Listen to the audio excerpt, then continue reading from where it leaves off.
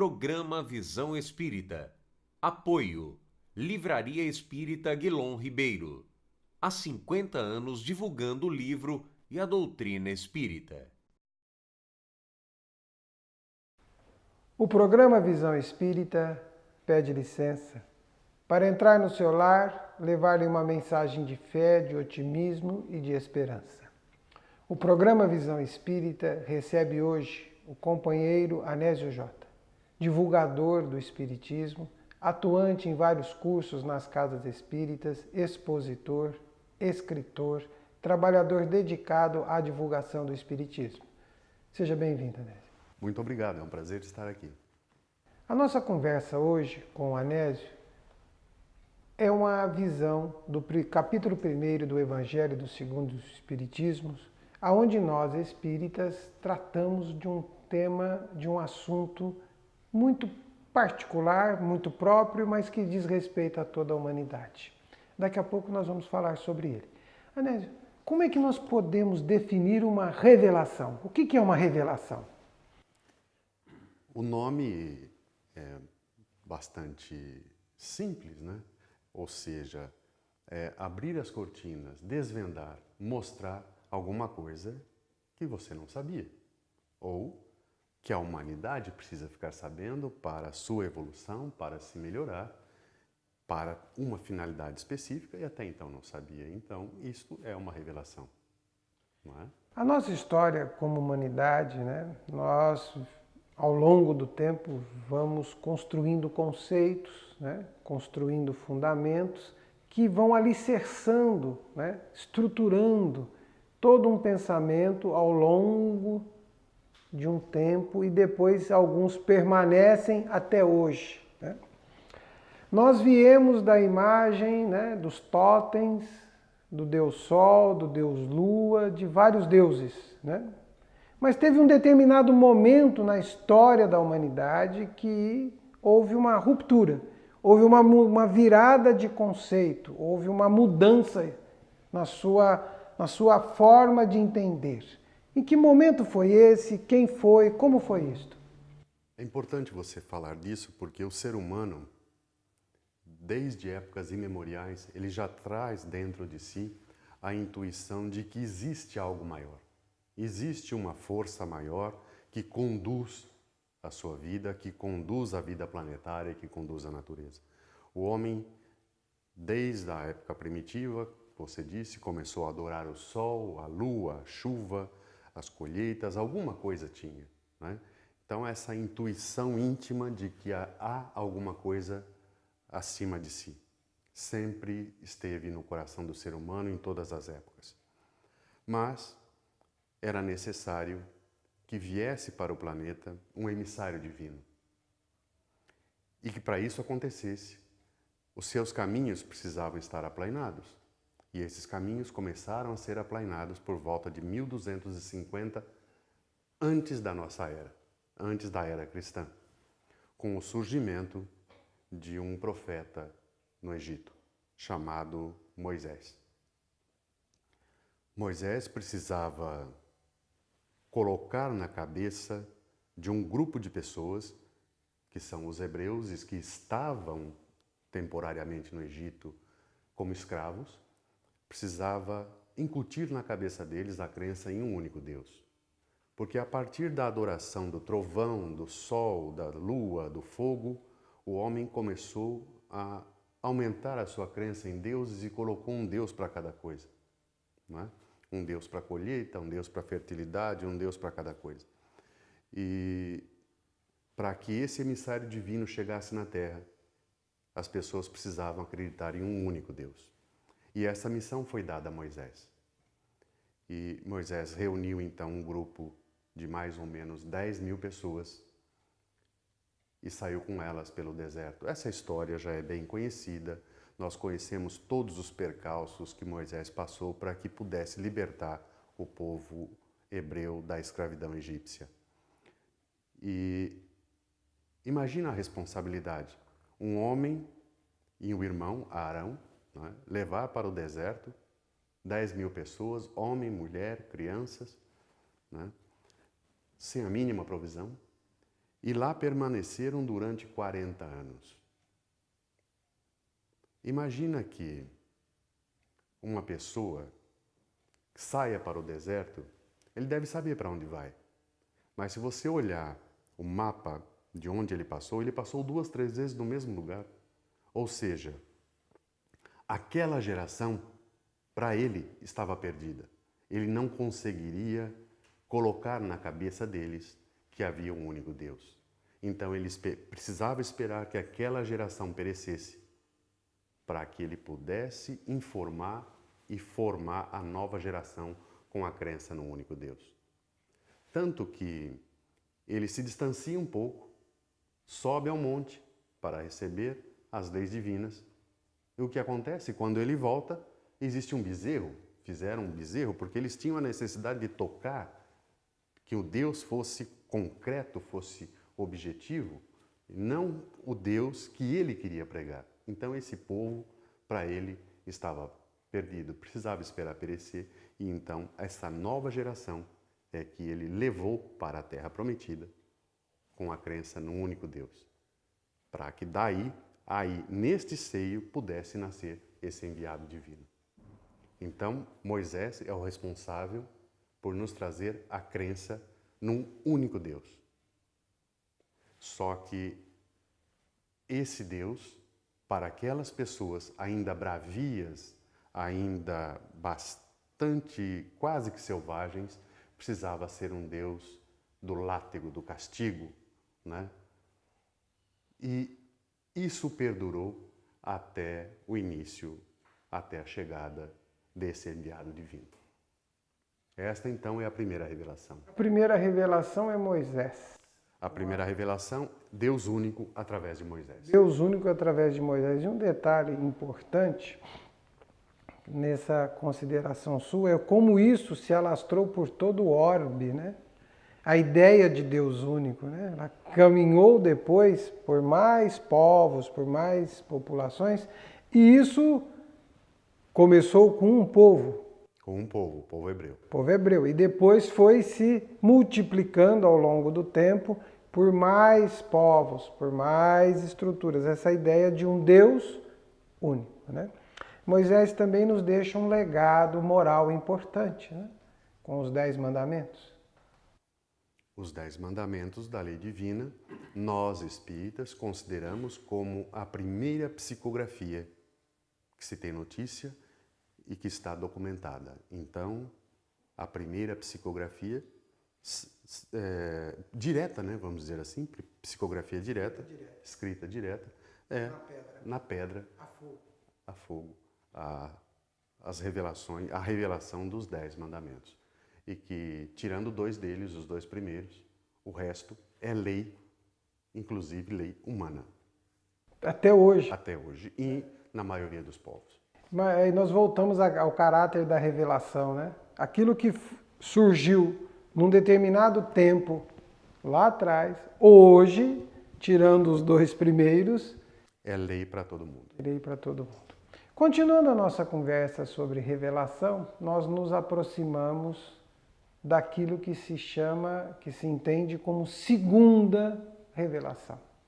A segunda revelação, a primeira é a preparação para esta revelação em si, que é a mais importante de todas, que é a vinda do enviado de Deus para a Terra, a vinda de Jesus Cristo. Cristo, em grego, significa enviado, não é? Ele estava sendo esperado, tanto que os profetas, se nós formos ver no Antigo Testamento, os profetas já preconizavam sua vinda. E o mais incisivo deles foi Isaías, né? Que diz todos os detalhes, inclusive sobre a morte desse profeta que estava sendo esperado, o libertador do povo hebreu, né?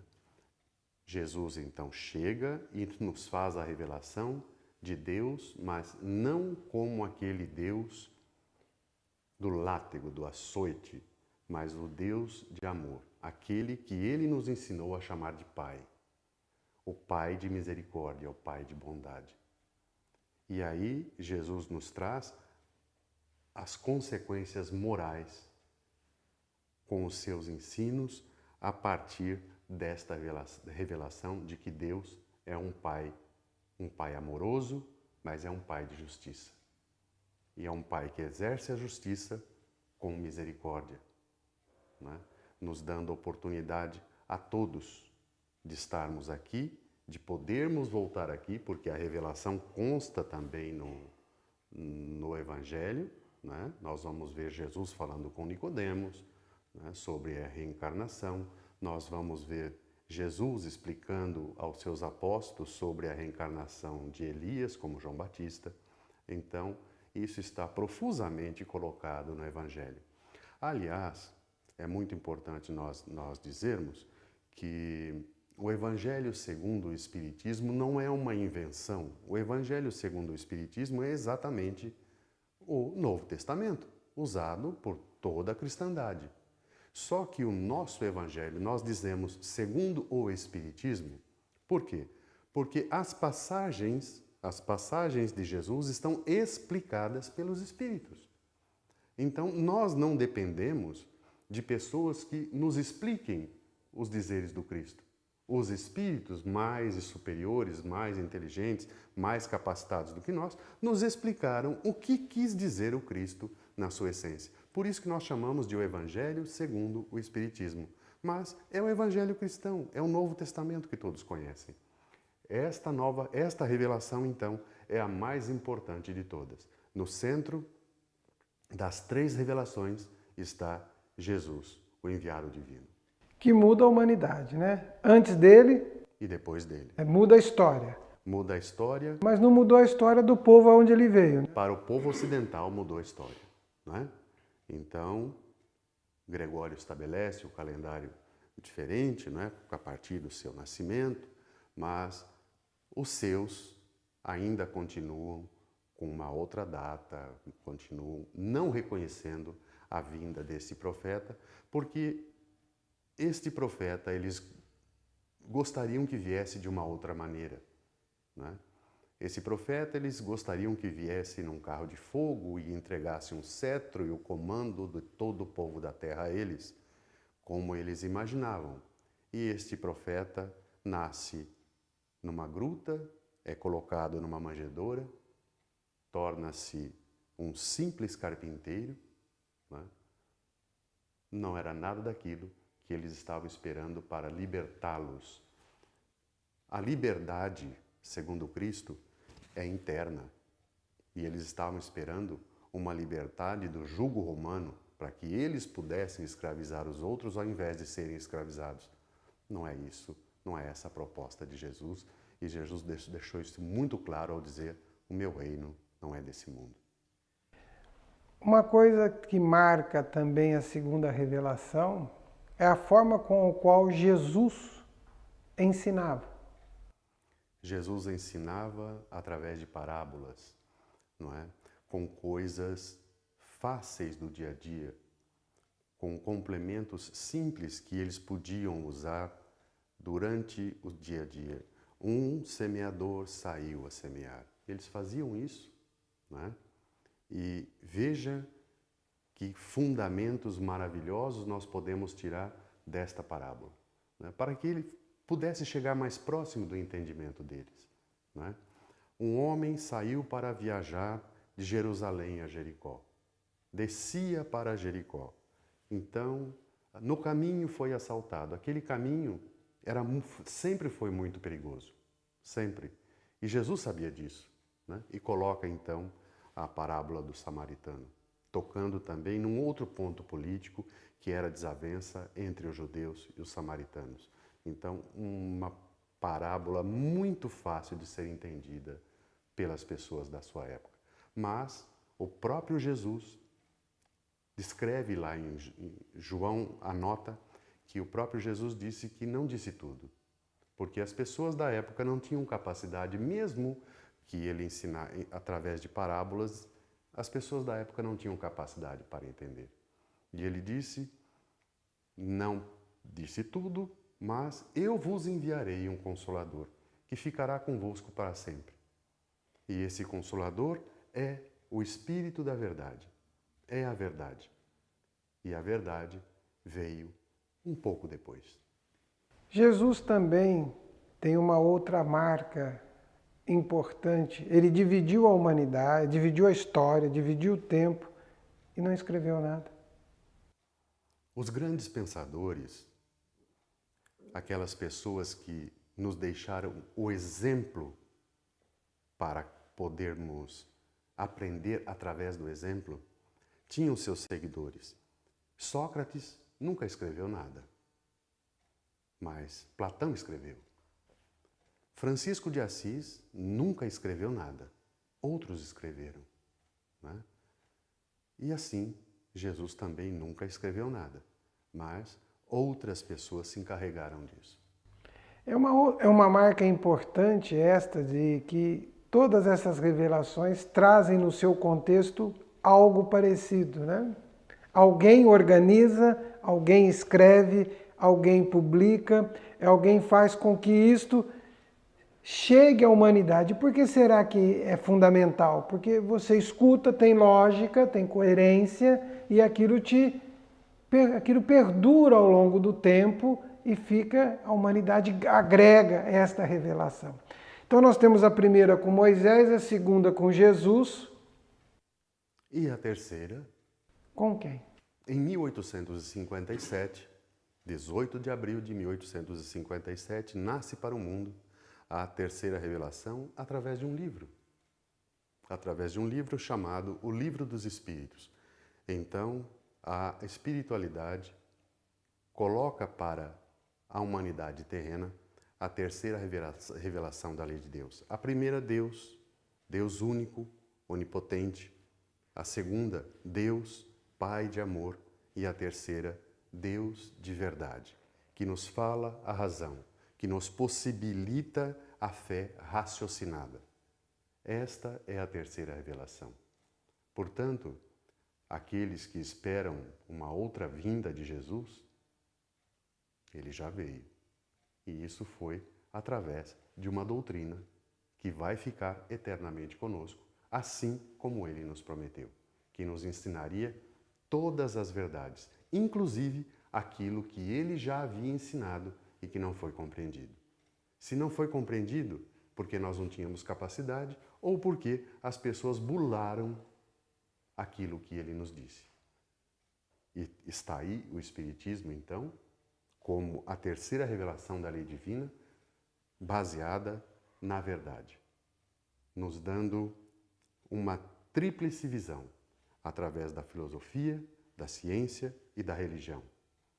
A filosofia fazendo a pergunta, inquirindo o que eu sou, por que eu estou aqui, de onde eu vim, para onde eu vou. A ciência trabalhando com coisas que até então eram investigáveis, como a alma. Era algo transcendente, ninguém tocava nesse assunto, eram mistérios de Deus. Para o Espiritismo é a coisa mais simples, é um ser encarnado, não é? E a religião, e isto é muito importante. A religião é a prática da filosofia e da ciência, com as suas consequências morais. Portanto, a religião espírita é muito simples. Não é uma religião constituída de adornos, de cruzes. Apesar de nós sermos cristãos, não nos adornamos com cruzes, com imagens, com nada disso, porque a base da nossa religiosidade é a transformação moral em cima dos ensinos que Jesus nos deixou. Portanto, nós somos eminentemente cristãos. E eu me lembro, falei da cruz, eu me lembro de um fato, Santa Teresa de Ávila, quando ela via Jesus crucificado, ela dizia, não é para menos que os homens tenham medo de ti. Olha como estás nessa cruz, estás horrível, emagrecido, para mim tu és lindo, tu és maravilhoso. Como podem fazer de ti uma coisa tão feia para que as pessoas possam ver? Então, para nós não usamos cruzes, porque em nossa cabeça nós não queremos que fique aquele Jesus machucado, triste, amargurado da cruz. Nós queremos aquele Jesus majestoso que é o governador do planeta Terra. É nesse nesta figura que nós queremos pensar, que nós queremos imaginar, que cuida de cada um de nós, não é? Vós não me escolhestes, eu vos escolhi. Ele nos escolheu a cada um para estarmos no planeta que ele governa. Então, não é uma pessoa crucificada, martirizada que nós queremos lembrar, pois não temos cruzes, não temos nenhum tipo de adorno nesse sentido, nenhum tipo de culto. O nosso culto é interno, é viver de uma maneira digna, voltada para Deus, em cima dos ensinamentos do Cristo. Os ensinamentos do Cristo são tão impactantes que, se a minha memória não me der um drible, no livro Há 2000 anos, né, escrito por Emmanuel através da psicografia de Francisco Cândido Xavier, tem uma narrativa de quem viu Jesus, né, uma narrativa. E se você ler aquela narrativa, né, e o que chama a atenção é o olhar de Jesus, né? Ele é tão penetrante, né? Ele é tão envolvente, ele é tão bondoso que ele toca as fibras mais íntimas da alma, né? Transforma as pessoas. Transforma as pessoas pelo olhar, né? Porque Jesus fala além da razão, né? Ele fala além da emoção, ele fala num outro valor que é o do sentimento. Nós, às vezes, queremos encontrar Jesus dentro de um livro, dentro de um texto, mas Jesus precisa estar dentro de cada um de nós. E nós precisamos estar dentro desta concepção. Mas ainda falando de Jesus e falando da visão de Deus, né? Nós temos com Moisés um Deus Senhor, né? Um Deus autoritário. Nós temos com Jesus um Deus Pai. Um Deus Pai de amor, de misericórdia. E nós temos com o Espiritismo um Deus Criador. Um Deus de verdade. Um Deus de verdade. Um Deus de amor, da caridade. O Espiritismo se coloca como a terceira revelação, né? E nós estamos falando de revelação, mas as revelações que ele faz já faziam parte um pouco da história da humanidade, né? A humanidade, muito do que o Espiritismo traz, nos seus pontos fundamentais, estão espalhados por todos os povos, estão espalhados por todas as fés, né? Estão espalhados por todas as crenças. Como entender isto? Assim como havia a necessidade de se planejar a chegada desse emissário divino ao planeta, que é Jesus, e isso começa através da primeira revelação com Moisés, lá 1250 anos antes, a chegada do Espiritismo à humanidade já havia sido intuída, planejada há muito tempo. Se nós olharmos a doutrina de Sócrates, que foi escrita por Platão, nós vamos ver muitos pontos coincidentes com a doutrina espírita. Portanto, desde muito tempo já vem sido aplanado esse caminho para que nós pudéssemos chegar ao que nós somos hoje, ao entendimento que nós temos hoje. Portanto, em todos os povos, existem alguns laivos de espiritualidade que se coadunam com o que nós conhecemos como espiritismo hoje. Mas era necessário que uma pessoa se incumbisse de reunir esses ensinamentos sob a égide do próprio Cristo. Porque Kardec nos diz que o próprio Jesus presidiu ao surgimento do Espiritismo na Terra. Por isso que é a terceira revelação. No centro das três revelações encontra-se Jesus. A primeira revelação foi para que ele pudesse vir. A segunda, ele mesmo veio. E na terceira, ele preside esta revelação para poder alavancar o nosso progresso. A ciência espírita é de progresso. Nós não temos possibilidade de ficarmos parados, porque tudo no mundo se movimenta, não é? Einstein compreendia isso com uma bicicleta, não é? Se o ciclista para, a bicicleta cai. Então, ele diz, o universo é movimento. O Espiritismo, a doutrina espírita, uma doutrina eminentemente cristã, é a doutrina do movimento. A doutrina em que nós todos um dia vamos poder chegar ao Cristo, porque ele disse muito bem, ninguém vai ao Pai senão por mim. Então, um dia, nós vamos precisar chegar a Ele, mas com a ajuda dEle e o nosso esforço. Porque ninguém sobe a Ele sem as asas do mérito. Nós precisamos de mérito para isso. Estamos chegando ao término dessa conversa nossa sobre as revelações, né? Trazendo um esclarecimento ao nosso telespectador sobre o capítulo 1 do Evangelho segundo o Espiritismo. Resumidamente, você pode nos dar as 3 revelações e as suas considerações finais? Primeira revelação, para aplainar os caminhos do enviado divino, Moisés, nos trazendo Deus único, contrário àquelas seitas, aquelas religiões onde havia milhares de deuses. No Egito, da onde ele saiu, havia mais de 1000 deuses. A segunda revelação, o próprio Cristo, o enviado divino, chegando ao planeta para nos dar uma outra revelação da face de Deus. Deus deixa de ser aquele Deus autoritário, aquele Deus do açoite, para ser o Deus de justiça, de amor e de bondade. E a terceira revelação, o entendimento completo da mensagem do Cristo, com as suas consequências morais, no mundo físico e no mundo espiritual, nos dando a fé raciocinada, a fé que pode nos levar a movimentar o nosso esforço próprio, a movimentar as asas do nosso mérito para podermos chegar até Jesus, que nos vai levar um dia ao colo de Deus.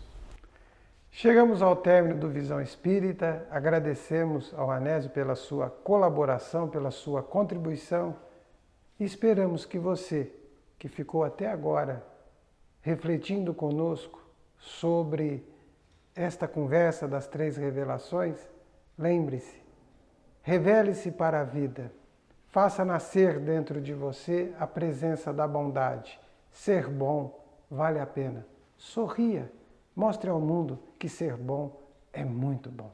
Fique em paz. Balieiro, 30 anos de Verdade e Luz, eu estava olhando aqui na edição comemorativa, né? Jornalista responsável, eu vou parar aqui. Porque eu li em todas as matérias e confesso que como participante, como espírita, fiquei muito alegre em saber que o jornalista responsável é o mesmo em 30 anos, todo esse tempo. Então, ao Jair Grelet Filho, né? Nossa gratidão. É uma profunda gratidão a todos, mas de maneira muito especial ao Jair Grelet Filho. E Jair permanece conosco desde os primeiros números, desde os primeiros momentos. Meus amigos, um prazer enorme integrar a equipe que produz, que edita o jornal Verdade e Luz. São 30 anos de um trabalho muito interessante, muito gostoso, que dá muita satisfação. Então, olha, é um trabalho muito gostoso que nos dá prazer. Eu me sinto feliz ao completar 30 anos de presença nesse jornal de divulgação da doutrina espírita, codificada pelo mestre Allan Kardec.